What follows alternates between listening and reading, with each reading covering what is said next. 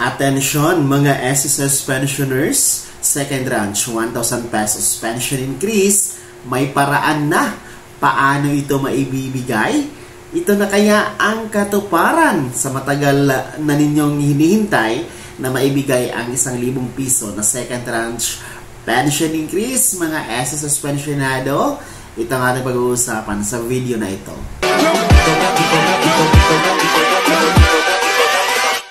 Hold up.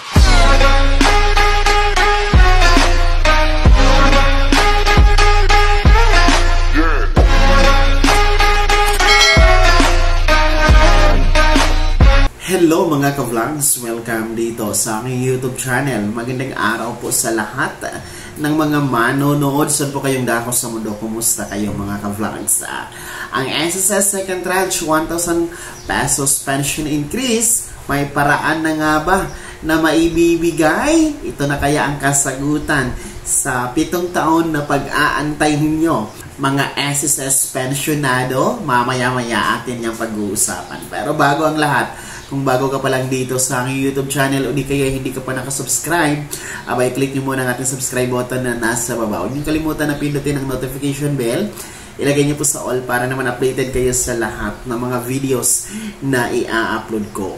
Well, mga SSS pensioners, noong mga nakaraang araw ay nagsagawa po ng press conference itong ex-SSS President Rolando Ledesma Makasait sa Zamboanga City. At para po sa kaalaman ng hindi pa nakakaalam na ang SSS President Rolando Ledesma Makasait ay nagbiti po sa pwesto noong October 6, noong linggo lamang mga ka-vlogs, dahil po sa pagtanggap niya ng pagiging first nominee ng isang party list, which is the SSS-GSIS party list mga ka-vlog. So, narito panoorin muna natin ang kanyang latest press conference. Ito po ay ginanap sa Zamboanga City mga ka-vlogs. No? Ito po ay may kinalaman sa adhikain o advokasya ng naturang SSS-GSIS party list. Makinig na mabuti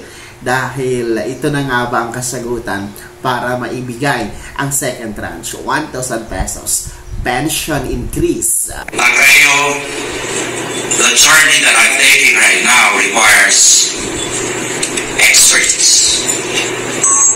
Siguro, yung ustedes conmigo, kaya nilito de pasyon, yung tayo na Amerika, yung tayo na Singapore, yung tayo na Canada, tiyan niyo tabon niya kita Pilipinas. In my heart, I love this country. And most of all, I love Zamboanga City. Very much. It has given me so much. For those reasons, in the last and probably the best years of my life at 64 today, I am offering myself and accepting the nomination to be the candidate and the nominee for the 3rd Congressman of Zamboanga City.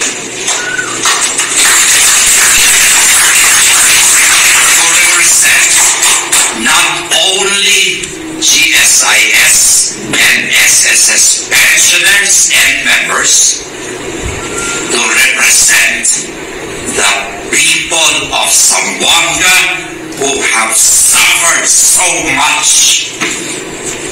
I wish, I hope, natutulungan niyo po ako.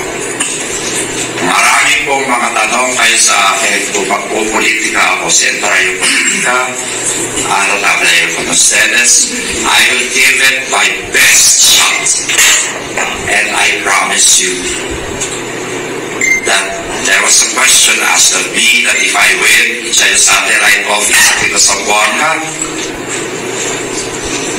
hindi satellite office yun sa L headquarters del GSIS SSS Pensionado Party List will be in Zamboanga City.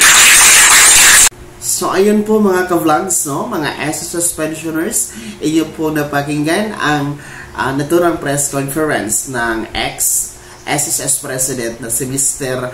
Rolando Ledesma Makasait. And ayon nga po sa kanyang pahayag ay talagang ang pagpasok niya o ang pagtanggap bilang first nominee ng SSS GSIS party list ay isang hamon, no? At ang adikain nga nito o advokasya, no? Dahil mula na nga siya sa GSIS at SSS, naging presidente siya ng dalawang ahensyang yan, ay mas naiintindihan niya, mas nauunawaan daw niya po ang kalagayan ng mga miyembro, particular ng ating mga pensyonado. So, ito na kaya ang magiging daan, no? Itong SSS GSIS party list. Dito na nga kaya matutulungan ang ating mga pensyonado para maibigay ang second tranche o 1,000 pesos pension increase. Para po sa aking sariling opinion, no, ang isang party list po, of course, election naman po ito, pipili po tayo.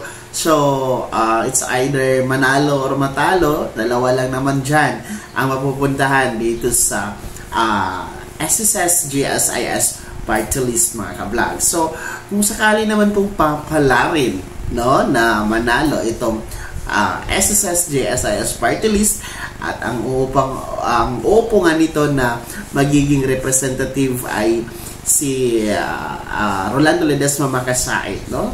Since siya po yung first nominee.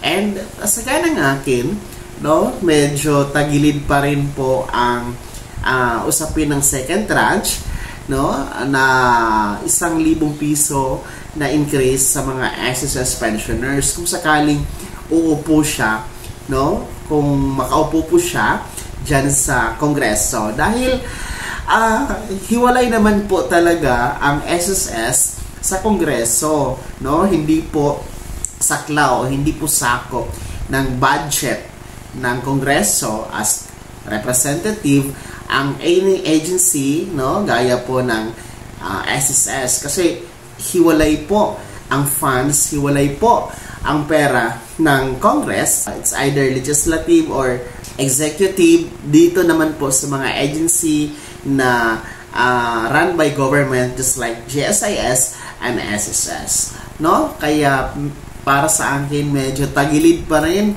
medyo malabo pa rin dahil, no, hindi nga niya natutukan, hindi nga niya na bigyan ng solusyon yan noong siya ay presidente pa ng SSS, no?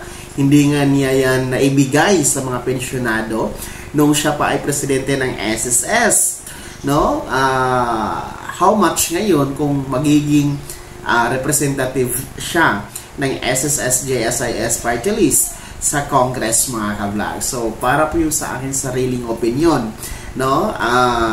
Ang ating pag-aasa ngayon ay sana yung papalit sa kanya, yung magiging bagong SSS President ngayon, do hindi pa natin alam kung sino ang itatalaga ni Pangulong Marcos, ay sana ay isa ito sa kanyang tututukan na ibigay ang second tranche 1,000 pesos pension increase sa lahat ng mga SSS pensioners dahil it's more than 7 years since 2017, no, na hindi pa talaga nasundan ang first tranche.